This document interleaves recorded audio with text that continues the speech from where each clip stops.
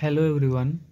Indian polity के हम अपने इस सेशन को आगे बढ़ाते हुए आज हम लोग देखेंगे संवैधानिक उपचारों का अधिकार, जो अनुच्छेद 32 में वर्णन किया गया है। ठीक है, तो देखिए अनुच्छेद 32 संवैधानिक उपचार का अधिकार। अनुच्छेद 32 को मूल अधिकार बनाने वाला मूल अधिकार कहा जाता है। ठीक है, ये आपको थोड़ा सा समझने में अटपटा लगेगा, लेकिन देखिए अनुच्छेद 32 को मूल अधिकार बनाने वाला, ठीक है, मतलब कि जो मूल अधिकार 12 से 35 तक हम लोग पढ़ रहे हैं, तो मूल अधिकार को मूल अधिकार बनाने वाला मूल अधिकार कौन सा कहा जाता है?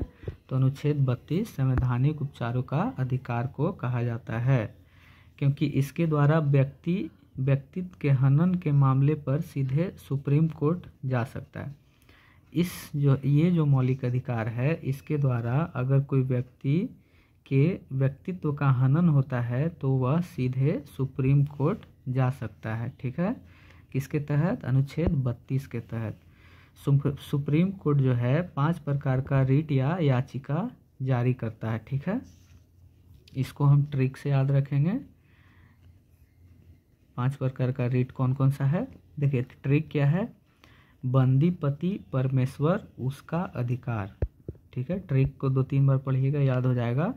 बंदी पति परमेश्वर उसका अधिकार। ठीक है, तो बंदी से देखिए बंदी प्रतिच्छीकरण, प्रति को पति से याद रखेंगे, प्रतिशोध, परमेश्वर से परमादेश, उसका से उत्प्रेषण और अधिकार से अधिकार परीक्षा। ठीक है, देखिए ऐसे करके इसको याद रखेंगे, 2-3 बार पढ़िएगा तो याद हो जाएगा। तो चलिए थोड़ा सा डिटेल में पढ़ते हैं।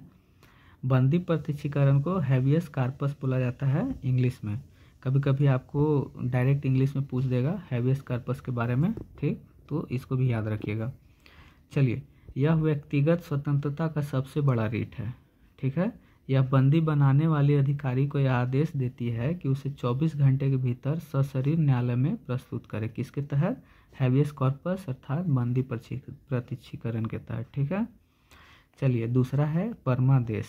परमादेश को इंग्लिश में बोलते हैं मैंडमस।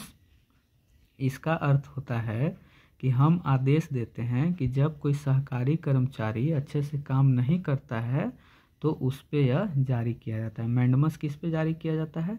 कि जब कोई सरकारी कर्मचारी अगर अच्छे से काम नहीं करता है तो उस पे मैंडमस जारी किया जाएगा। ठीक, चलिए आगे है अधिकार परीक्षा। को वारंटो बोलते हैं इसको, को वारंटो, कि जब कोई व्यक्ति ऐसे कार्य को करने लगे जिसके लिए वह अधिकृत नहीं है, अर्थात अधिकार प्राप्त नहीं है उसको उस काम को करने के लिए, तो उसे रोकने के लिए अधिकार परीक्षा आता है। ठीक, चलिए देखिएगा अनुच्छेद 352 राष्ट्रीय आपात के दौरान केवल 20 और 21 ही ऐसे अनुच्छेद हैं जिसे वंचित नहीं किया जा सकता है।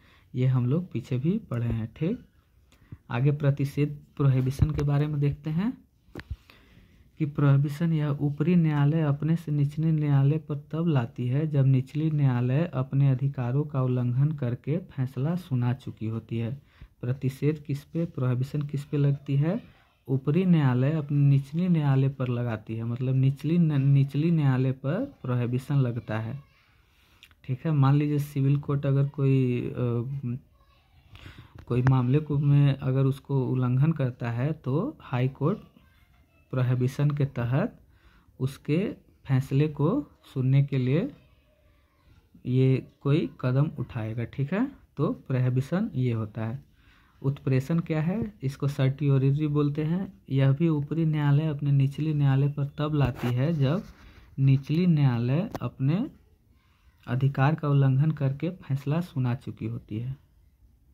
मतलब निचली न्यायालय है जो वो अपने अधिकार का उल्लंघन करके फैसला सुना चुकी होती है, तब उत्प्रेषण के तहत ऊपरी न्यायालय जो है वो निचली न्यायालय पे ये आपको लेकर आती है। ठीक है, चलिए आगे देखिए।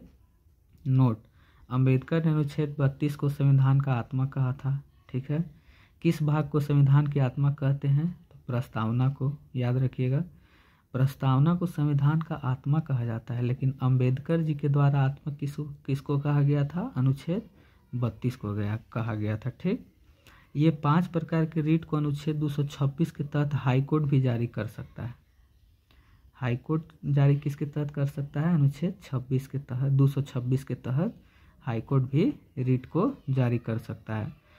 और सुप्रीम कोर्ट किसके तहत? अनुच्छेद 32 के तहत। ठीक है, देखिए अनुच्छेद 33, राष्ट्रीय सुरक्षा के हित में संसद सेना, मीडिया तथा गुप्तचर के मूल अधिकार को सीमित कर सकती है।